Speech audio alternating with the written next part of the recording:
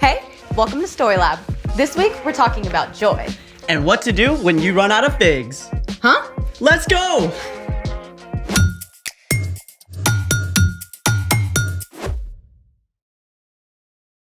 Hey, I'm Sebastian. And I'm Skylar. Today, we're talking about joy, which is choosing to celebrate what God is doing. Speaking of joy, you actually look a little the opposite. My favorite team lost a big game. Do you need to be sad for a little bit, or do you want something to cheer you up? Definitely cheered up. In that case, I have just the thing. Of course, bubble wrap. It's fun, it's poppy, it's Satisfying. You know, there are actually a whole bunch of things that are worth celebrating. Like hearing your favorite song, Sleeping in a bed that's just been made. seeing a sunset, Hearing a cat purr. ooh, free food samples at the grocery store. Food, of course. What else? Oh, I've got a good one, but it's gonna take a little bit to set up. Let's make it!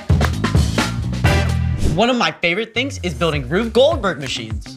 A Rube Goldberg machine is a series of silly, complicated chain reactions where one event leads to the next, accomplishing some task like this. The idea was invented by cartoonist Rube Goldberg, who was born in 1883. And we have everything we need to build a Rube Goldberg machine right here.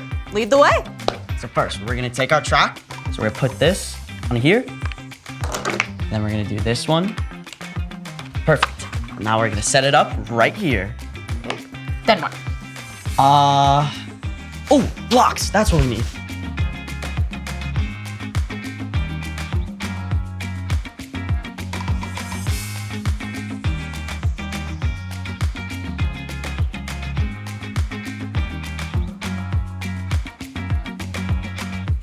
Okay, Sebastian, take us through your creation. Ladies and gentlemen, I give you the Balloon Blaster 3000. We'll begin with sending our car down the ramp, hitting the blocks, These blocks? of course, which then hits our domino chain, which then our last domino will hit the tennis ball, go down the ramp, made of chopsticks, and then hit our ruler with the tack at the end, popping the balloon. Pretty impressive. Ready to try it? I thought you never ask. 1, 2, 3, go! Yes! No way! That actually worked! what do you say we take it up a notch? I thought you'd never ask.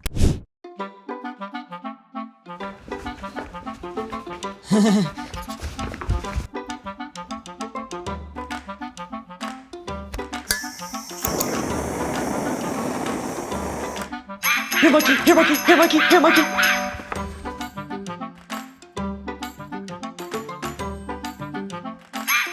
No, monkey, no! Who knew it was so hard to find a trained monkey? The hot water heater was a nice touch. Ready? Ready.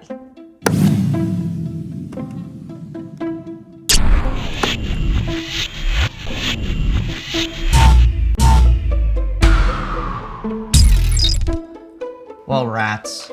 That did not go to plan. Speaking of which, it's time for... The story before the story. Today, we're in Habakkuk. Yes, you heard that right, Habakkuk. It's a small book near the very end of the Old Testament. Habakkuk was one of Israel's prophets, people who listened to God and wrote down God's words for others. The prophets lived and worked throughout the history of God's people.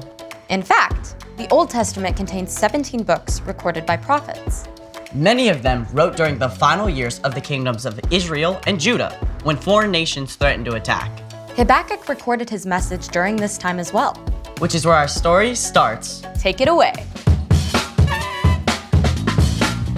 Hey everyone, I'm Erica, and I'm excited that I get to say Habakkuk a lot today. Habakkuk. Okay, so Habakkuk has a fun name, but he lived in Jerusalem during a very difficult time. The northern kingdom of Israel had already been conquered. The southern kingdom of Judah was still free, but enemies were closing in on all sides. Everywhere Habakkuk looked, He saw things going wrong and falling apart. Even in his own country, people had forgotten God. They were fighting with each other and treating others unfairly. Habakkuk called on God. Lord, I know how famous you are. I have great respect for you because of your mighty acts. Do them again for us. Make them known in our time. Habakkuk cried out to God to come and fix all these terrible things. And God answered, telling Habakkuk to write it all down. In the end, God promises to bring justice. In the perfect time, everything will be made right again. The Lord is in his holy temple. Let the whole earth be silent in front of him. At this point, Habakkuk had a choice. He could look at what was happening around him and panic and lose hope. Or Habakkuk could look at the way God had worked in the lives of the Israelites over and over. He could trust God's promise to bring good out of hard things and right all wrongs. Habakkuk recorded his conversation with God, and at the end, he came to this conclusion. The fig trees might not bud. The vines might not produce any grapes. The olive crop might fail. The fields might not produce any food. There might not be any sheep in the pens. There might not be any cattle in the barns. But I will still be glad because of what the Lord has done. God, my Savior, fills me with joy. When terrible things happen, joy does not top our list of feelings. But in the middle of chaos and hardship, Habakkuk chose joy. Let's take a closer look. The fig trees might not bud. The vines might not produce any grapes. The olive crop might fail. The fields might not produce any food. There might not be any sheep in the pens. There might not be any cattle in the barns. Let's be real. If the fig trees don't do so well this year, you probably won't be affected. I mean, unless you really like fig bars. But in Habakkuk's time, the Israelites mostly made a living by farming. They either ate what they grew or what someone nearby grew. So if the crops failed, it was devastating. It meant that no one had enough to eat. The people could starve. Now, it's not a big deal for us now if olives don't have a bumper crop, but there are lots of things in our lives that can go wrong in a big way too. Maybe one of your parents loses their job. Maybe you find out someone in your family is really sick. Maybe your best friend starts hanging out with someone else instead. Maybe you won't be able to play soccer unless you get your math grade up, which feels impossible. Odds are, you can't control the bad thing that's happened, but you can control how you respond. If you focus only on what's wrong, you'll feel hopeless and overwhelmed. But you can choose to take your focus off of your problems, real though they are, and look to God. You can remember how God has helped you in the past and how God promises to make everything right in the future. This is how Habakkuk was able to say, "But I will still be glad because of what the Lord has done. God, my Savior, fills me with joy. Through Jesus, you will be able to live forever with God." That doesn't make your current troubles any less difficult, but it does mean that you can find peace and joy in the midst of them and discover that there's always a reason to celebrate. The end. Wow, that is not easy stuff. Yeah, it just got real in here. Habakkuk didn't hold back. I mean, he was angry and upset, but he still made a choice to trust God's character. So, What's our part in the story? Well, our job is super simple, but not super easy. When things are difficult, we can choose to find reasons to celebrate. The best place to start is with God. You can look at stuff God has done in the past, like promising to bless the whole world through Abraham's family. And providing for the Israelites in the wilderness. And sending Jesus so we can live with God forever.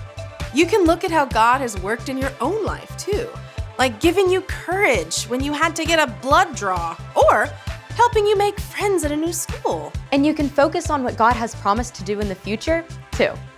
Like making everything that was wrong right again. Could you imagine what that would be like? When you look at what God has done, is doing, and will do, you can always find a reason to celebrate. And that should put a smile on your face. Absolutely! But choosing to focus on what God is up to doesn't mean you should pretend nothing's wrong. It's still important to be real about the hard stuff in your life. But you can still choose joy in spite of the tough things. I, for one, am always up for a celebration. Me too! See you next time! Bye. So here's the thing. There's always a reason to celebrate. Ready to try again? I thought you never asked.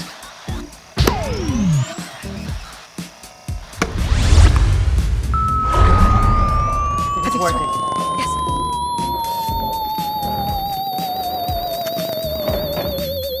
Here it comes.